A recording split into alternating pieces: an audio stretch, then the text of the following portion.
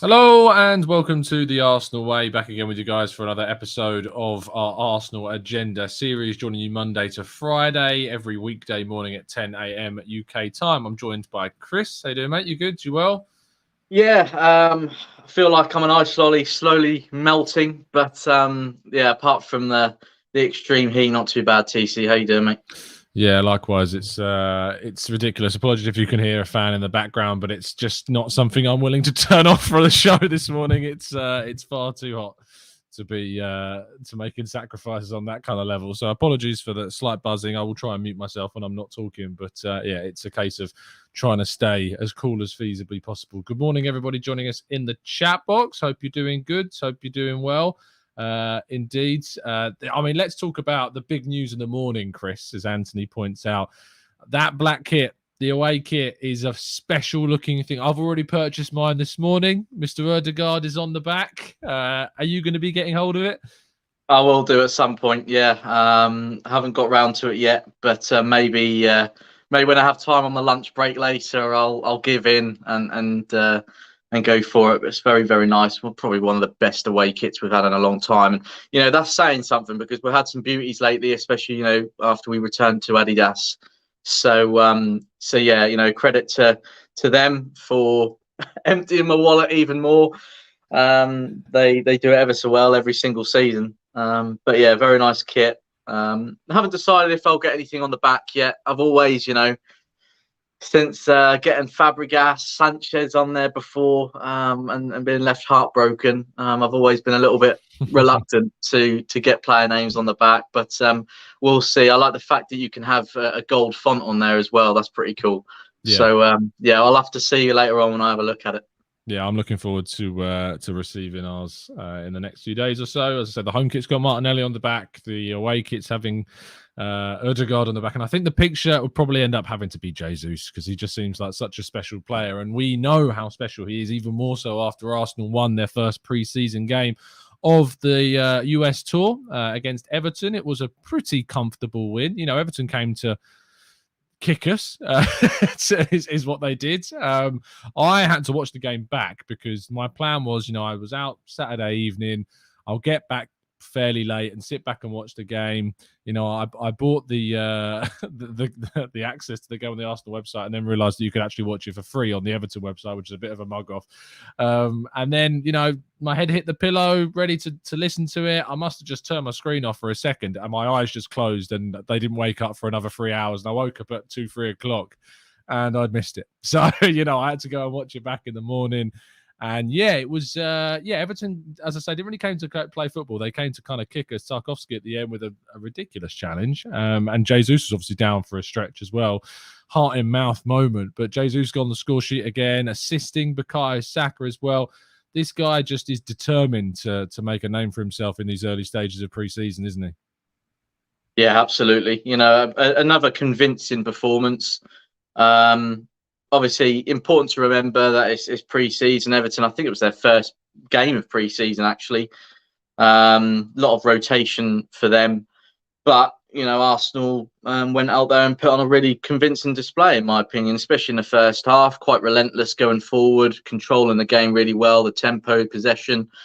The front three, Saka, Martinelli, Jesus, obviously Martin Odegaard just in behind them as well, causing all sorts of problems for Everton's back line. And we should have maybe had a few more goals in there. I know Granit Xhaka hit the post from a set piece. That was unfortunate. And then Jesus, the first goal, pretty much gifted that chance. Some poor defending and just a sort of lacking concentration from Everton at the back, and like I say, gave it to Jesus on a plate. But he sort of had an open goal, I guess, but it wasn't an easy finish. I don't think there was Everton players in front of him. Pickford was then going to try and reposition himself, and a nice tidy finish hit the roof of the net. And again, he just highlights that lethal touch that he has in front of goal and how dangerous he can be. You can't gift a player of that quality those sorts of opportunities. If you do, you're going to get punished for it. So yeah, really nice finish from him, and I think Jesus overall again in that first 45 was outstanding. You know, his movement, the tempo, the pressure that he puts on the opposition as well when they're in possession, just really, really, really good.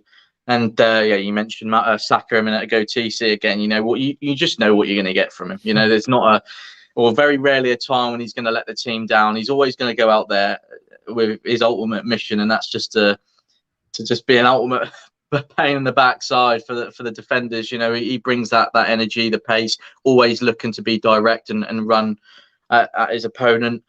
And yeah, I mean, again, nice link up play, nice ball from Jesus into the box. Martinelli obviously tried to get there first, but he couldn't, and then Saka picked it up. A nice finish, again, relatively straightforward, but again, you know, with a player of Saka's quality, you just can't give him that space, that time, and that opportunity, because he will punish you for it. So yeah, I know, unfortunate not to score more. I think, you know, overall, like I say, the first 45 was a lot better. I know Mikel Arteta made a lot of changes at half time, so you know, that's probably disrupted the rhythm a little bit, the tempo. That can be expected, that happens.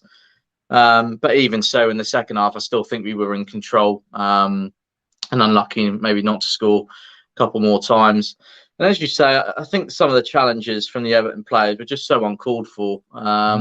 It's a pre-season friendly. You know, you just don't need to go flying into challenges like that. That one on Jesus, you say, heart and mouth moment, and it was. I honestly thought something was seriously wrong when the camera went onto him and he was sort of rolling around in pain. It looks like he maybe just got a bit of cramp, and I'm not surprised with the amount of running he does. Came off at half time, which I was pleased about, because there's just no point risking him, especially when there's challenges going in like that. Yeah. And understandably, a lot of frustration on that one on Lokonga as well towards the end.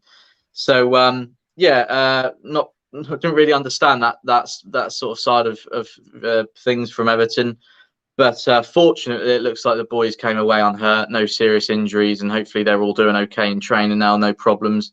Obviously, got a lot of players coming back from small niggles as well, which is a positive.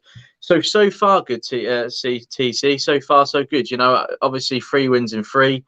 Orlando City up next, and yeah, hopefully we can continue that momentum going forward. Yeah, indeed. Absolutely. I think that, you know, we're facing a situation here with Arsenal that we need to be prepared, but at the same time, we need to make sure that we're giving minutes to as many players to get them integrated. Jesus is key. Fabio Vieira, of course, has got a bit of an injury at the moment, but when he comes back, we're going to have to make sure we integrate him as soon as possible. Saliba returning as well. And he's kind of the next big topic to discuss too. William Saliba getting his second debut, if you like, because, of course, we saw him play against MK Dons all of 2 years ago. Then he went off and played with the under-23 and has been on loan at Nice and Marseille since then. But he looked absolutely comfortable, you know, in that Arsenal team. He was put under pressure a few times and dealt with the situations really well. You can see he wants to pass the ball forwards. He, like Ben White, is being coached to not basically use the right back as much as possible. You know, he's being taught and coached to play the ball into the defensive midfielders and play it forwards, because if you're playing it as a centre-back to the right back, you're putting your right back under pressure. You know, the ball to get to the right back has to go from the centre-back to the midfielder as the wing-back then pushes forwards. The midfielder then plays it to the full-back to alleviate pressure on that player. And I think that Saliba's buying into that tactical shift very, very quickly. You know, I saw him play at Marseille plenty, and he was still playing that ball forwards, but obviously was using the right back a lot more. But in the Premier League, you don't have that much time on the ball to go from centre back to right back, and it's often an area of vulnerability that teams like to exploit. So it's good to see that he's already adapting to what Arteta wants from his players, already playing the ball straight into the middle. He's going to compete with Ben White, and Ben White obviously was injured and wasn't available for this game, but that's likely going to be his most direct competitor. He can play on the left, can also play at right back, and obviously will fight for minutes across the season. But how quickly do you kind of see him getting into the team, competing, and maybe possibly even ousting Ben White? Well, I mean, if he continues where he left off the other day, and as a really strong remainder of pre-season, I could see him starting against Palace. I really can, because he is. You can tell he's a young player who has just grown and grown and grown over the last couple of seasons. And he one of the things that stands out to me, TC, is that he can make things look so easy. And that's because of his physicality. He's strong, he's tall, and nothing really phases him. And I think, obviously, considering we bought him as an 18-year-old, £27 million, big move for him at that age, going to a big club like Arsenal. There's a lot of pressure, and obviously so much has happened over the last couple of years for him personally and as a player. But, for him to come in the other night, first game for Arsenal, as you say, after a couple of years, so many new faces, around him as well, a new manager.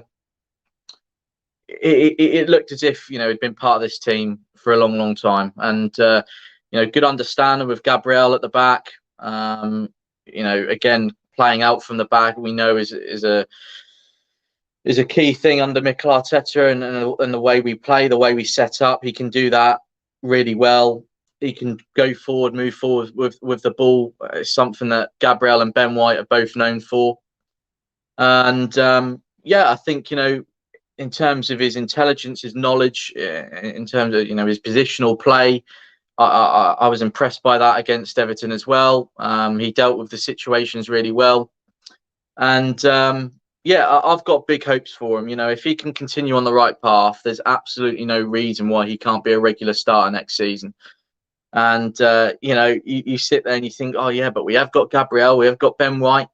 And yet we have the two great players that can also start every single week. But this is the good thing about competition and having that depth there that we've so desperately missed for a long time now. And we've got to remember there's going to be more games next season with the return to Europa League. There's obviously the introduction of 5 substitutes as well. There's going to be more than enough opportunities for someone like Saliba to play. And even if he was to come into the team fairly soon, and take whether it's Ben White's place, Gabriel's place, they're also going to have plenty of opportunities to rotate and be part of the squad. So I've not really got any concerns about that. And I just think in terms of what Saliba brings, and that's that extra sense of security when you see him at the back line, because like I say, he has got that physicality, he's got that height to deal with lots of different situations, lots of different attackers as well. He's also very quick, which again is an added bonus. I can see him just stamping down a place in the team, TC, because of the quality that he brings. But also, it's important to remember, and Mikel Arteta has reiterated this before, and he'll reiterate it again. He's still young. He's still got things to learn. There were still moments, despite him having a fantastic season with Marseille, there were still moments where perhaps, if he had a bit more experience, a couple of years older, he wouldn't have done that. He wouldn't have made that mistake, and he would have done something differently. Obviously, again, overall, a fantastic season for him. One young player of the year in France in Liga. And again, on that on its own is a fantastic achievement. And it just goes to show the maturity, the composure, and the quality that he has at such a young age. So there's absolutely no reason why he can't do that at Arsenal. But again, I think it is also important to remember that we need to tread carefully with him slowly. I think personally, even if he does have a great season, easing him into the team is the right way to go. Because, he makes a couple mistakes and then all of the pressure piles back onto him. Fans get on his back. You need to make sure we do things in the right way. And maybe after having a full season of playing regularly for Arsenal, maybe it's best for Ben White to return when he is fit, because he knows the pressure. He knows how to deal with it. So, we'll have to wait and see. But I can see him getting lots of game time next season, TC. Absolutely. I've got no doubt about that. You're on mute, buddy. The classic mistake. I think you're right. I think that when it comes down to what Saliba can give Arsenal next season, it's going to be a lot more than what, say, the likes of Rob Holding has given, previous centre-backs. The depth in that position is really, really key. Goku says, would Saliba have been this solid if he didn't have his loan spells? It's only one game, but should the fans come to a realisation that he needed to mature? For me, I definitely do think that the loan spells were absolutely crucial, because had he have stayed at Arsenal last season, he would not have got the minutes that he's got at Marseille. He wouldn't have got the regularity that he got whilst playing there. It's very easy to kind of use Saliba as a bit of a stick to beat the manager with sometimes, but I think actually that the way in which he's been managed across the last 18 months from that Nice loan spell forwards has been very good. and it's why we've got the Saliba that we have now, why we've got a player that's potentially knocking on the door continuously of the French national team. I think that there's a real good chance to see the benefits of those loan spells of Saliba into the Arsenal team next season. So we'll have to wait and see what indeed does end up happening. Obviously, there was more than just Jesus and Saliba to discuss. The second half saw quite a significant drop-off in kind of the output. How much do we need to read into this, Chris? Because obviously the first team that played in the first half contained a lot of players that we probably expect to see start most of the games in the Premier League next season. The second half contained, more younger players, the likes of Nelson and Roy Walters, but also, players that are probably going to move on, next season and probably won't be at the club. And you also have to bear in mind that Ramsdale, Vieira, White, Tomiyasu, Tierney, all weren't there, all weren't available. Zinchenko, of course, who we're hopefully expecting to join up with the club very soon as well. And any other potential signings also weren't available for this game. So how much do you read into the fact that the performance levels dropped off in the second half? Not too much, because as you say, there were a lot of players in there that have been out on loan. Their futures are uncertain, and most likely they won't be here in a few weeks, obviously, depending on how the market plays out. And as you also mentioned, quite rightly, there's lots of players that still aren't featuring at the moment. The likes of Kieran Tierney, Fabio Vieira, Ben White, obviously been talking about him, Aaron Ramsdale, Tomiyasu, Zinchenko, as you quite rightly say as well, who's potentially linking up in the next few days. And on top of more signings that, again, can't be ruled out. So I'm not too concerned. I think, overall in the first half with that lineup that we started with, there were some starters in there that potentially will make the bench more often than not next season. But again, it was very, very strong. And yeah, I kind of expected the intensity, maybe the level to drop off a little bit at half time or going into the second half, because, Mikel Arteta rang the changes and it affects maybe the consistency that we're having at that moment in time. I suppose the chemistry and that, like I say, the intensity is disrupted a little bit because there's so many changes. But I'm not too concerned about it. Like I say, I think there certainly needs to be movement in terms of outgoings, because obviously most of the business, if not all of the business, at first team level has been incoming so far. Obviously, we expect Bernd Leno to join Fulham if obviously they can finally reach an agreement on that. Nicolas Pepe, again, we expect there to be some movement on that, hopefully. We don't know what's going to happen with Lucas Torreira, Ainsley Maitland-Niles, Reece Nelson. So we'll have to wait and see. I'm not too concerned at this moment in time, because there's still, just over 50 or just under 50 days left of the window now. I can't remember which way around it is. Still plenty of time left to sort things out. And yeah, I think at the moment we've got the majority of players available. They're looking good. They're looking sharp, as we saw in the first half.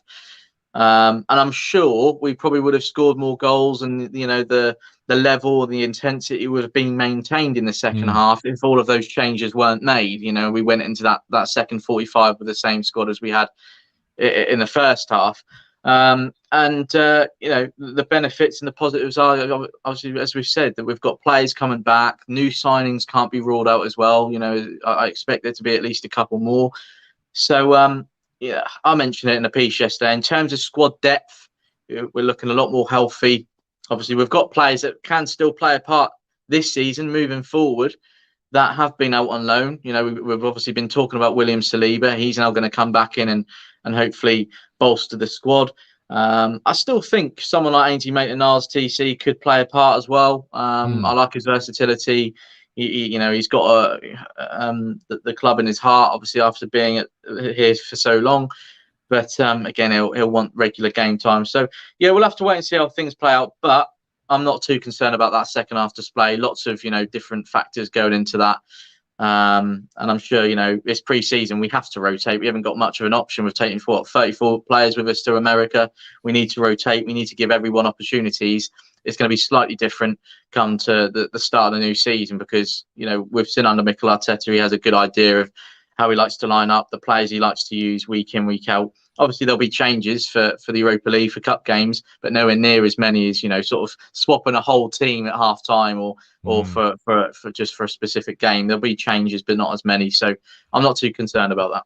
No, neither am I. I think that we've got potentially so much quality still to come in that it's way too early to start reading in to say what a difference in the drop-off was for a pre-season game between the first and second half, or the difference between, say, the Nuremberg game in the first half and the second half. I mean, what was interesting about the Nuremberg game, is it wasn't even a different team in the second half. We brought on Jesus and Martinelli. They came on for Pepe and I want to say Smith Rowe, I think, and El Neni as well came on in the middle.